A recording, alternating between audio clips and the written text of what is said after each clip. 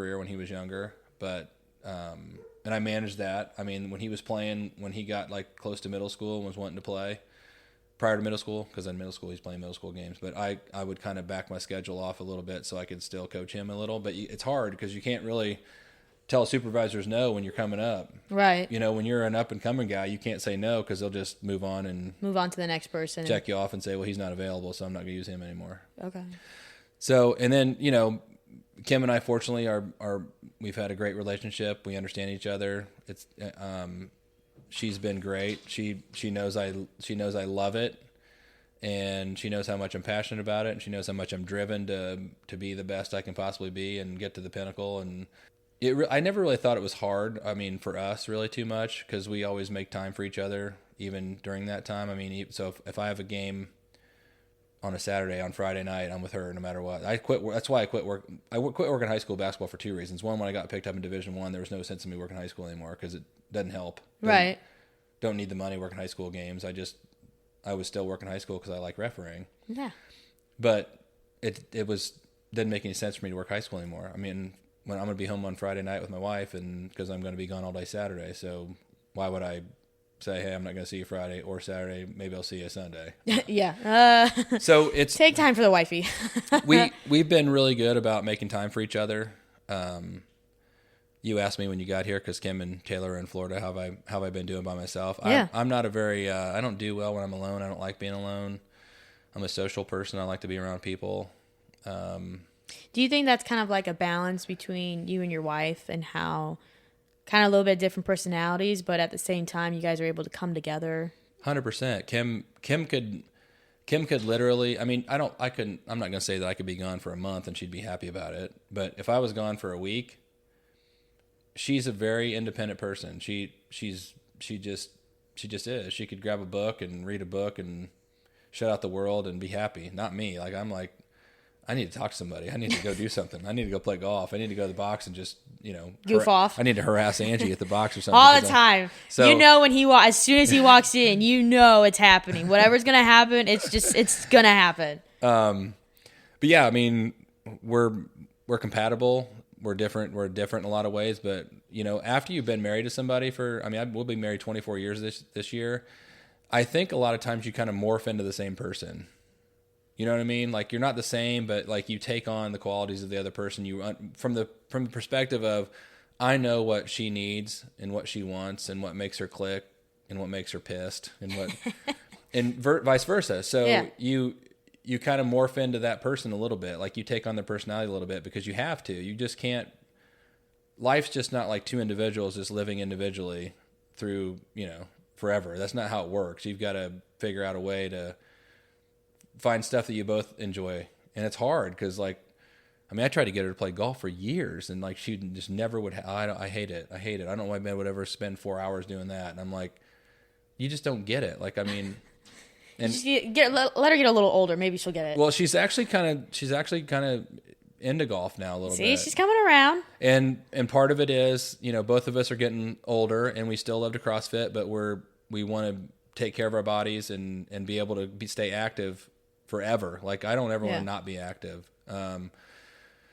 But she's great. Like, she's allowed me to do what I want to do for the most part, and supported me 100%. And it's been hard. I mean, there's, but I, in the process too, I mean, a few years ago when Taylor's birthday, I had a game at Omaha, and we drove to Chicago for the weekend, and I left her and Taylor in Chicago. I wouldn't do that now because it's probably too dangerous. But back then, it's her birthday. Back then, Taylor wanted to do the.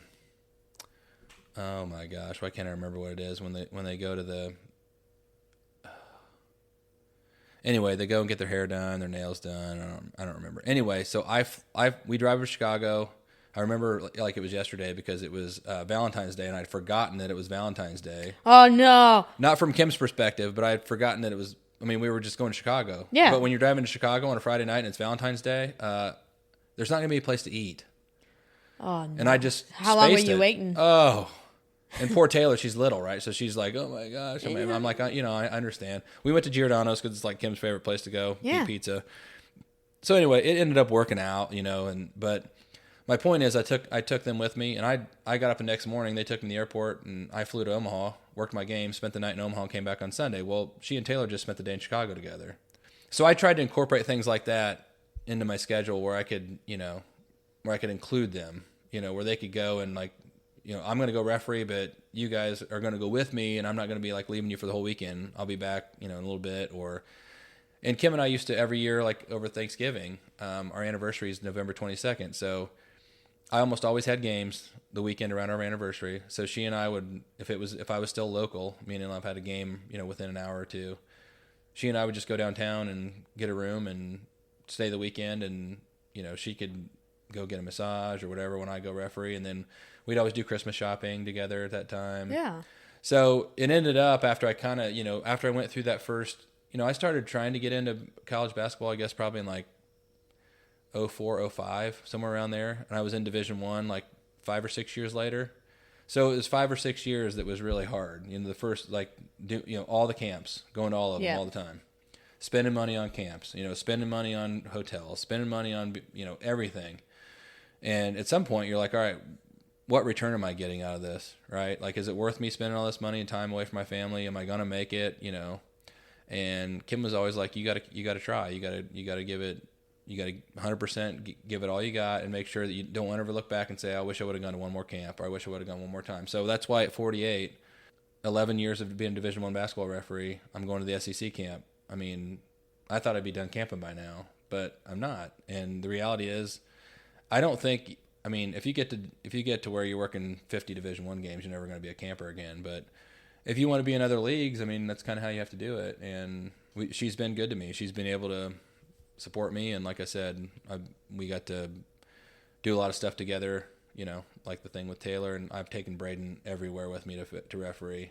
And he's got to meet tons of people, tons of coaches, tons of players. He's got a lot of memories that are good. So it's been good. Ask me about the bad part and the sacrifice, and it's kind of sucked, part of it. But then you look back, there's a lot of good stuff that's come out of it.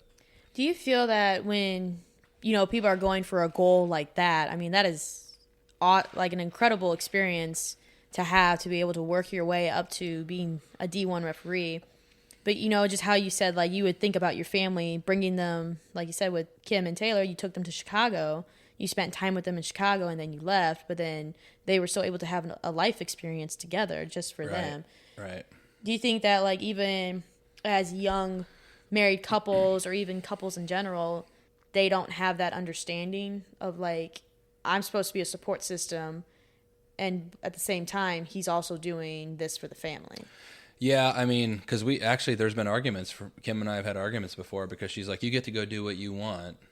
Yeah. Officiating. And I'm like, well, yeah, I do love it, but I'm going to make money for our family. She's like, yeah, but you love it. And I used to say, well, find something that you want to do that makes us money, and I'll support you 100%. Well, that's not really the right thing to say, but at times for her, it's frustrating, because she was always looking for a hobby, and CrossFit's kind of her thing now. Yeah. What she loves to do, the people she loves to be around, that doesn't make us money. That costs us money, right? And that's not the issue. The issue is that we both, again, over time, like, she understands, like, especially Division I level. I get paid really well to do Division I games. Oh, I believe it. So now she's like, how many games do you have? Like, how many games do you have? How many games do you have? How many games do you have? Because now she's like pushing me out the door, like, go do as many games as you can, because she knows it's a windfall for us, financially, which is great. But yeah, we've had disagreements about because it is. When you try to look at it from her perspective, basketball officiating is a hobby. Right. People say that's like your second job. It's not really my second job. I don't feel like it's job. Like, I love doing it. Like, there's nothing about it that I hate. Like, yeah. Sometimes I hate to travel. I don't like it when it's sleeting and snowing and. Am I going to make it here or not? Right, and having to navigate traffic and that kind of stuff.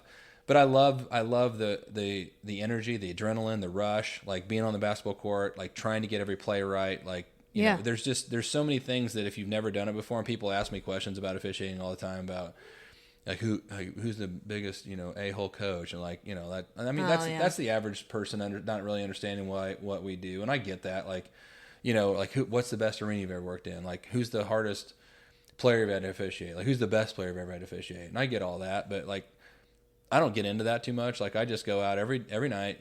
I want to be as good as I can. I want to be the best I can possibly be. I want to be as sharp as I can be. Yeah. I want to walk off the court and the coach is going, you know what? That guy did a really good job. And that guy communicated with us and that guy, whatever. But back to like, the relationship part, I think it's important, you're probably asking me this, for your podcast, but for your own, you have a new boyfriend and you've navigated the relationships. And I've known you for a while, so I know that you've been in some relationships with people, and I've been in very toxic, right. And now it's been a very fulfilling and refreshing type of relationship, which is great. And that's the thing is that at some point, as much as I love officiating, if it was damaging my relationship with my family, I would quit. Yeah, because it's not worth that. Like and any guy that I've been to with officiating that has any sense will tell you that. You need to have everything in order if you're going to be a referee for me. Faith, family, job, refereeing. Wow. Most people have some faith in their life. Kim and I are both very driven Christian people. We don't act like it sometimes, but those things you have to keep those things in order. And I think that again, back to the relationship part, she's been really, really super supportive, but if I would have thought that I was going to lose my wife and my family, I wouldn't have pursued I want to be a basketball referee. It's not worth that. Right. And from a faith perspective, if I would innately know that God's trying to tell me, hey, look, this is destroying your family. Like you probably need to find another hobby, right? And you name it. People like to ride motorcycles. People like to, whatever hobby that people get obsessed with. Anything that would damage your family is not worth it. And fortunately, like we've talked about, Kim has been super supportive, and I can't say anything other than she's fantastic. Aw, you guys are so cute. 24 years is coming up pretty soon. 24. How do you feel about being with the same person for 24? Half my life? Half your life, basically. You know what? I'm an old-fashioned, old-school dude, so like I love it. Like I tell her all the time that I love her more every day, and that I can't, like right now I hate when she's not here. I hate, like, this is probably like kind of like goofy, but like I miss her smell. I miss her, just her presence. Like being. Most relationships when you're younger, and this is probably getting a little bit too personal. Well, they say there's a honeymoon stage, and I honestly, like, yes, I understand that from what I've been through. Yeah. But I think if you can, I think 100% tell that this is going to be more than a honeymoon stage. Like, this is somebody I'm going to be with for the rest of my life, or even for a long time at least. Yeah, I think that most relationships start out where if you look back at your relationship, both people are in the relationship for selfish reasons. If you think about it. That's a perspective. Think about it. Okay. When I first started dating Kim, yep, I liked her, but I was wanting physical things from her, right? Right. As and vice versa. Young college, yes. And vice versa, right? Yes. But when you ultimately realize that after you've been together for 24 years, I still want to be with her physically. No doubt about it. But at some point, you can't have your relationship just based on that. Yes. Right? So you have to like evolve, and you have to, like when I was talking about, I miss her presence. Yes. I miss her smell. I miss her, just her hearing her voice. Those things to me like are more important. Like, I still want to go get frisky with her. I'm not going to lie about that, but no wonder why you're the Shirtless Wonder. But yeah. I love to go jump in our, we got the love sacks over there. We watch TV. What is that? What did you just call it? Love sack. That's what they're called. called. Oh, I thought you said something else. No, love sack. No, but we watch not podcast. Yeah, you're gonna watch this podcast. We're gonna watch this podcast. We watch a lot of Netflix and stuff together. Yeah. And I tell her a lot. I'm like, I just want you to come lay with me. Like, just lay down next to me and just be next to me. Have you guys done the 5 love language test? Yep. What's yours? What do you think mine is? Physical touch. Yep. What do you think hers is? Quality time. Nope. Is it physical touch? Nope. Oh, acts of service. Yep.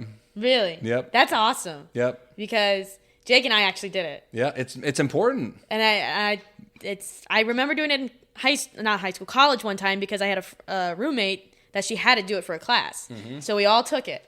So I remember having this conversation with Jake earlier this year when we were on a trip. And I said, Jake, I took this test, and back then I was quality time.